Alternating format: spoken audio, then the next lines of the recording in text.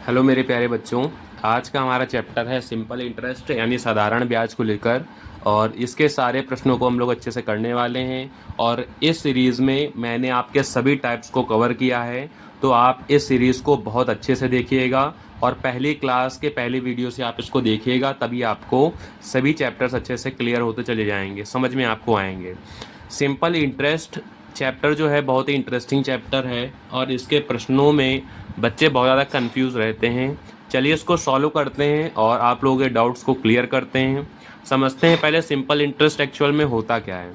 आप जानते हैं कि जो बैंक होती है या आपकी अदर जो संस्थाएं होती हैं वो हम लोगों को साधारण ब्याज या चक्रवृद्धि ब्याज यानी कि कंपाउंड इंटरेस्ट पर ही आपके लोन प्रोवाइड कराती हैं या पैसे हमें देती हैं, और उस पर ही इनका ब्याज लगता है। तो ब्याज उसी के अकॉर्डिंग लगेगा आपके, जितना आपने अमाउंट ले रखा होगा उनसे, जितना आपने प्रिंसिपल उनसे ले रखा होगा। तो ऐसा ही आपका सिंपल इंटरेस्ट निकालने का फॉर्मूला ये होता है आपका PRT/100। पी यानी कि प्रिंसिपल मूलधन जो आप लेंगे, रेट आप जिस दर पर उसे लेंगे, और टाइम जितने समय के लिए आप लेंगे वो आपका टाइम हो जाएगा।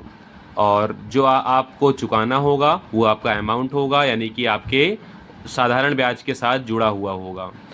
और प्रिंसिपल आपका जो होगा उसमें साधारण ब्याज हम लोग निकाल के जोड़ देंगे, तो हमें पता चल जाएगा कि हमें अमाउंट कितना आपको चुकाना होगा। चलिए बढ़ते हैं अपने प्रश्नों की तरफ और देखते हैं कि प्रश्न कैसे आप सॉल्व करेंगे और इनको कैसे आप अच्छे से समझेंगे। चलिए स्टार्ट करते हैं अपने प्रश्नों को। और उससे पहले जिन भी बच्चों ने हमारे चैनल को सब्सक्राइब नहीं कर रखा है वो सब्सक्राइब कर लें, ताकि वो अपनी तैयारी को और बेहतर बना पाएँ। चलिए स्टार्ट करते हैं अपने प्रश्नों को। पहला प्रश्न है हमारा, 8% वार्षिक दर से 21 माह में रेट 6000 पर कितना साधारण ब्याज अर्जित होगा। अब आप जानते हैं, हमें फॉर्मूला पता है SI का। SI इक्वल होता है P/R/T/100। अब आपको P पता है, P आपका कितना है 6000, आपका प्रिंसिपल 6000 है। रेट ऑफ इंटरेस्ट आपकी कितनी दे रखी है आपको 8%, और टाइम आपको कितने दे रखा है 21 माह का। 21 माह का मतलब है इसे 12 से हम लोग को डिवाइड कराना पड़ेगा, क्योंकि एक वर्ष में 12 महीने होते हैं आपके। अपॉन में आप 100 कर देंगे। 2 जीरो से 2 जीरो आपके कैंसिल हो गए। 4 2 जा 8, 4 3 जा 12, 3 1 जा 3, 3 7 जा 21, 7 2 जा 14, और 14 का 6 से मल्टीप्लाई कराएंगे तो 14 6 जा 84, यानी कि 840 रुपये आपका जो है वो साधारण ब्याज निकल कर चला आएगा। अगर हमें यहीं पर अमाउंट निकालना होता, मिश्रधन निकालना होता, तो आपका जो साधारण ब्याज 6000 है, जिसमें 840 आप ऐड कर देंगे, जोड़ देंगे, तो आपका मिश्रधन निकल कर चला आएगा, यानी 6840 आपका मिश्रधन आएगा। फिलहाल के लिए हमें साधारण ब्याज पूछा था, तो आपका आंसर ऐसे होगा। बढ़ते हैं अपने अगले प्रश्न की तरफ। अगला प्रश्न है हमारा, 27,000 रुपये पर 14 सही 2/3% प्रति वर्ष की दर से 8 महीने का साधारण ब्याज ज्ञात कीजिए। कैसे फाइंड करेंगे, वही आपको सेम फार्मूला लगाना है, SI इक्वल P/R/T/100। अब आप जानते हैं P आपको प्रिंसिपल कितना दे रखा है 27,000, R आपको कितना दे रखा है 14 सही 2/3, 14 3 42, 42 में 2 जोड़ देंगे तो आपके 44/3% आ जाएगा। और फिर उसके बाद आपको टाइम 8 महीने का दिया, यानी 8 से 12 को डिवाइड कराएंगे, क्योंकि एक साल में 12 महीने होते हैं आपके। अपॉन में 100 कर देंगे। क्या क्या कैंसिल हो रहा है, 2 जीरो से 2 जीरो कैंसिल हो गए। 3 1 जा 3, 3 9 जा 27, 90 आपका ये आ गया। और कुछ आपका कैंसिल हो रहा है, 4 2 जा 8, 4 3 जा 12, 3 1 जा 3, 3 3 जा 9। अब 30 का 44 से मल्टीप्लाई जब कराएंगे आप, तो आपका क्या आ जाएगा 2640 रुपये आपका आंसर जो है आ जाएगा। बढ़ते हैं अपने अगले प्रश्न की तरफ। अगला प्रश्न हमारा क्या है, अगला प्रश्न है हमारा, 22 मई 1993 से 2 अगस्त 1993 तक दोनों दिन शामिल हैं। 12,300 रुपये पर 12% प्रति वर्ष की दर से साधारण ब्याज है। अब इसे आप कैसे फाइंड करेंगे, आप जानते हैं मई से लिया गया है, तो मई प्लस जून प्लस जुलाई आपका और अगस्त, ये इतने महीने आपके इसमें सम्मिलित किए गए हैं।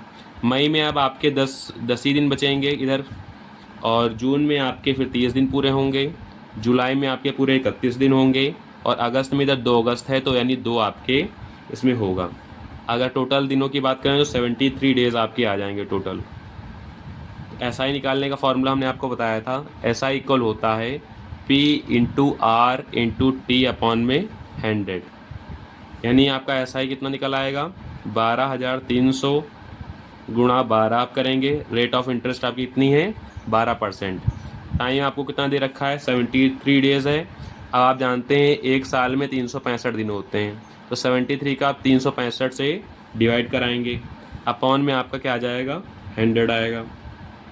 2 जीरो से 2 जीरो आपके कैंसिल हो गए। अब आप जानते हैं इसको जब आप कैंसिल कराएंगे तो ये आपका 73 5 जा 365 होता है, ठीक है। और आपका कुछ डिवाइड होगा, अब आप इसको आगे लिख सकते हैं 14, इसका जब इससे मल्टीप्लाई होगा तो 1476 और अपॉन में आपके क्या आएगा 5। इसको जब और आप कैंसिल कराएंगे तो आपका ये क्या हो जाएगा 5 2 जा 10 और 5 2 जा 10, 5 9 जा 45, 2 इधर कैरी हो गया, 5 5 जा 25, 0.52 जा 10, यानी कि 295, या आप अप्रॉक्स में 300 लिख लीजिए। इतना आपके क्या होगा, इतना आपका साधारण ब्याज आएगा अप्रॉक्स में 295.2 आपका क्या होगा साधारण ब्याज आपका फाइंड हो गया। बढ़ते हैं हम अपने अगले प्रश्न की तरफ। अगला प्रश्न है हमारा, यदि एक निश्चित धनराशि पर 4 वर्ष 3 माह के लिए 18.1/3% की ब्याज दर से प्राप्त साधारण ब्याज रेट 7,480 है तो मूलधन ज्ञात कीजिए। अब हमें SI दे रखा है, SI का फॉर्मूला क्या होता है P into R into T upon में 100। SI आपको दे रखा है 7,480 रुपये। P आपको पता नहीं है, P आपको फाइंड करना है। रेट ऑफ इंटरेस्ट आपकी कितनी 18 राइट 1/3%। इसको आप कन्वर्ट कराएंगे, 18 का 18 36, 18 3 54, 1 55, 55/3 आपका आ जाएगा। टाइम आपको 4 वर्ष 3 माह का दे रखा है। 4 वर्ष में आपके कितने 12 चौ 48, और 48 में 3 आप जोड़ेंगे तो 51 आपके आ जाएंगे महीने। और फिर आपके 12 में, एक साल में 12 महीने होते तो 12 से इसे डिवाइड कराएंगे, अपॉन में आपका 100 होगा। 3 1 जा 3, 3 1 जा 3, 3 7 जा 21, और कुछ कैंसिल हो रहा है आपका। अब ये 100 आपका इधर जाएगा तो आपका ये टोटल क्या आएगा, या 12 से आप इसको आप 17 से डायरेक्ट कैंसिल करा सकते हैं, तो आपका ये क्या आ जाएगा P इक्वल आपका आ जाएगा 7480। अभी 100 से उधर मल्टीप्लाई हुआ था तो 2 जीरो और बढ़ जाएंगे, अपॉन में 55 और 70 आपका होगा, और ये आपका 12 जो है ऊपर की ओर जाएगा।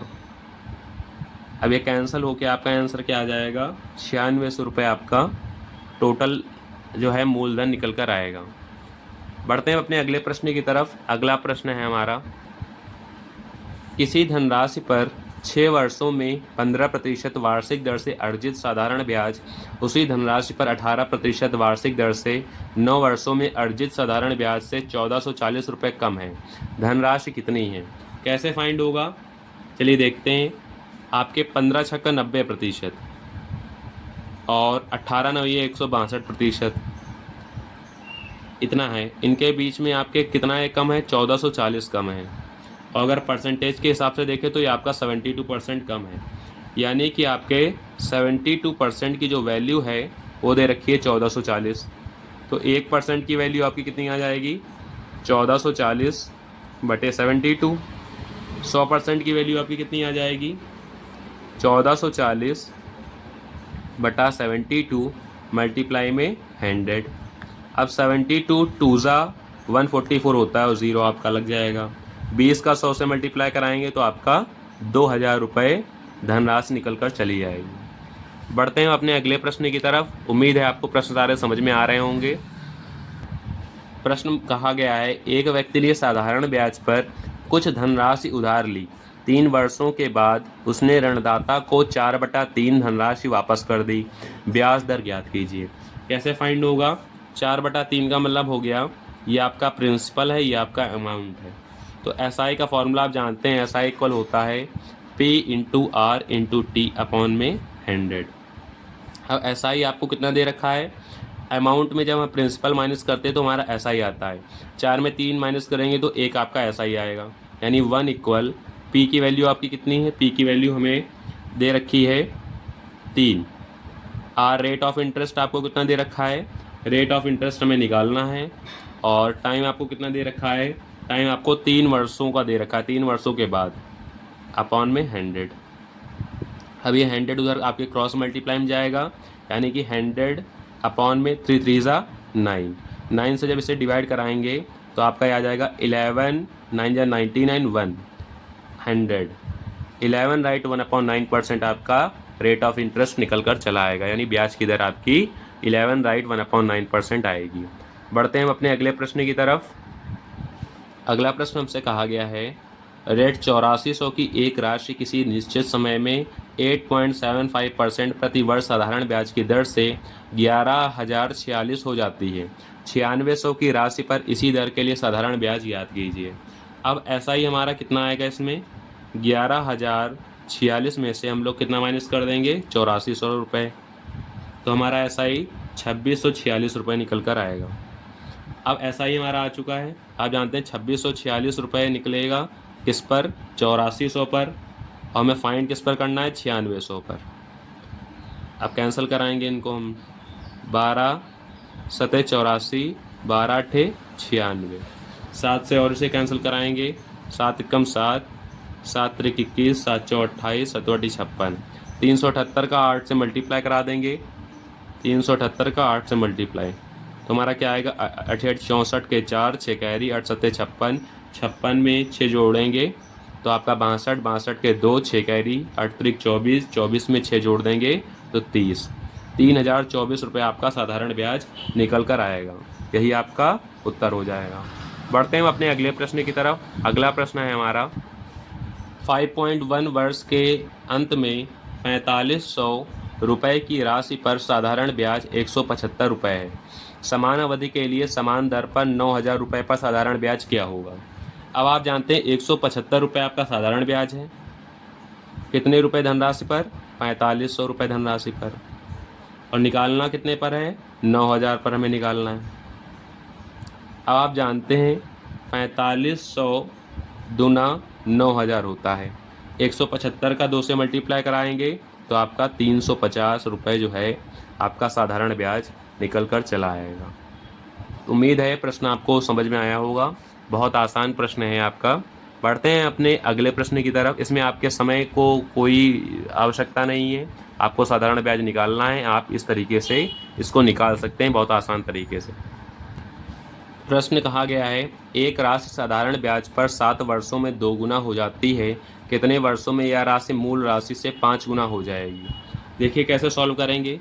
आपकी एक राशि पी मान लेते हैं, ठीक है, और ये आपकी कितनी हो जाती है, 2 गुना हो जाती है, 2 गुना हो जाती है कितने वर्षों में, 7 वर्षों में।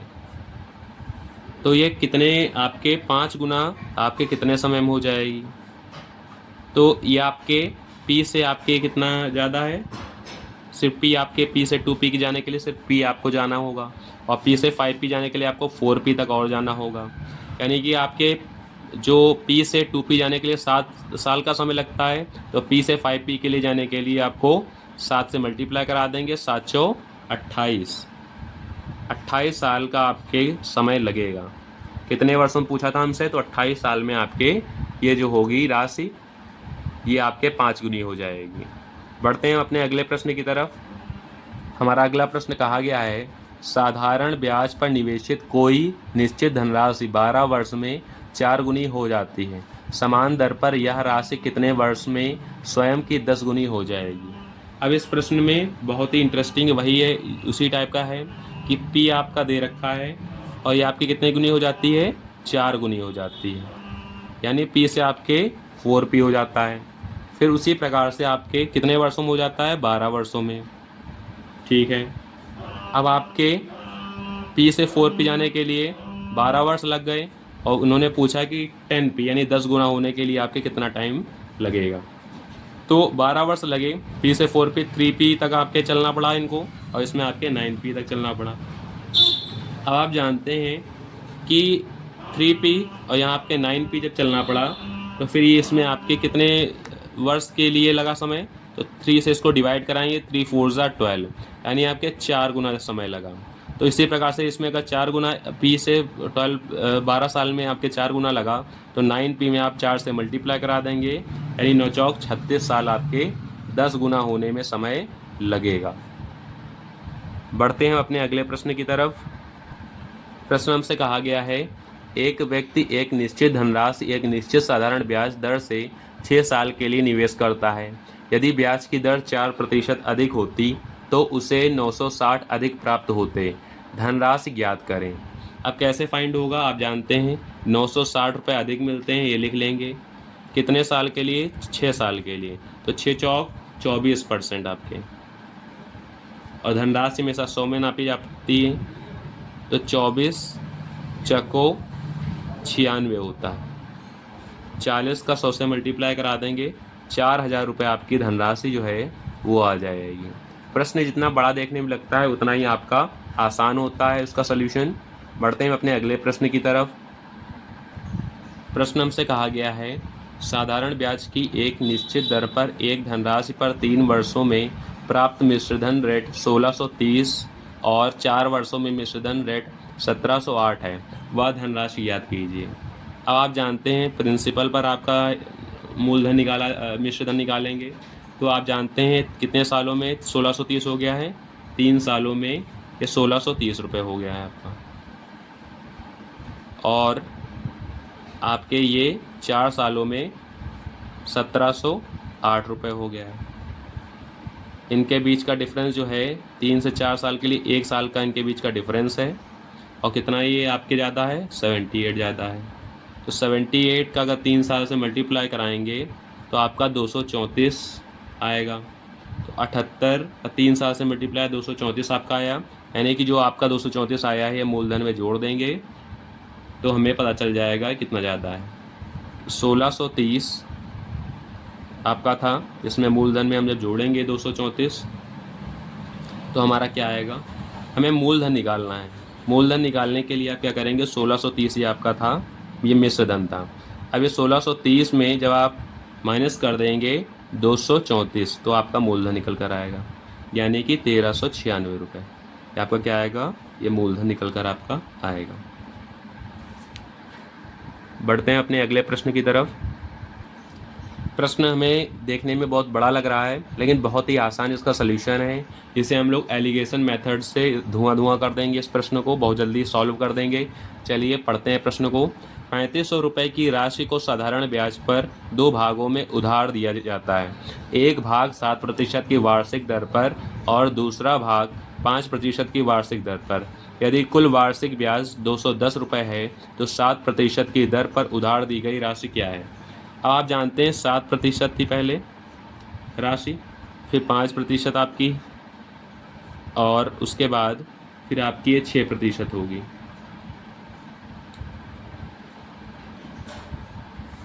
इनके बीच का आपका रेशियो क्या आएगा, इसमें से 1 माइनस करेंगे तो आपका 1, इसमें भी आपका 1:1। तो आपके 2 यूनिट की वैल्यू क्या दे रखी है आपको, 2 यूनिट की वैल्यू आपको दे रखी है 3500 रुपये। तो 1 यूनिट की वैल्यू आपकी क्या आ जाएगी, 1750 रुपये आपकी आएगी। अब हमें रेट ऑफ इंटरेस्ट निकालना है, राशि पूछी थी। अब हमें रेट ऑफ इंटरेस्ट भी अगर बताना है इसमें, तो रेट ऑफ इंटरेस्ट आपका क्या आएगा, SI अपॉन में P, वही SI का फॉर्मूला है, इसको हमने बस पलट कर लिख दिया है, अपॉन में 100 अपॉन में T। तो SI आपका क्या आएगा, 210 रुपये। सदा ब्याज आपको दे रखा था, मूलधन आपका आ गया 3500 रुपये। 100 टाइम आपको दे रखा है कितने समय के लिए, 1 साल के लिए। अब इसमें आज जैसे सॉल्व करेंगे तो 2 जीरो से 2 जीरो आपके कैंसिल, 7 त्रिक 21, 7 पन्ना 35, 5 एकम 5, 5 छक्का 30, यानी आपके 6% जो है वो साधारण ब्याज आपका निकल कर आएगा। उम्मीद है प्रश्न आपको समझ में आया होगा। बढ़ते हैं अपने अगले प्रश्न की तरफ।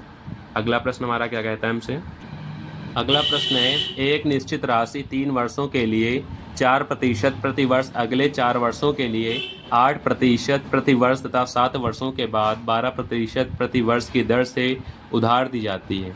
यदि 11 वर्षों की अवधि के लिए साधारण ब्याज ऋण 27,600 प्राप्त होता है तो यह राशि कितनी है?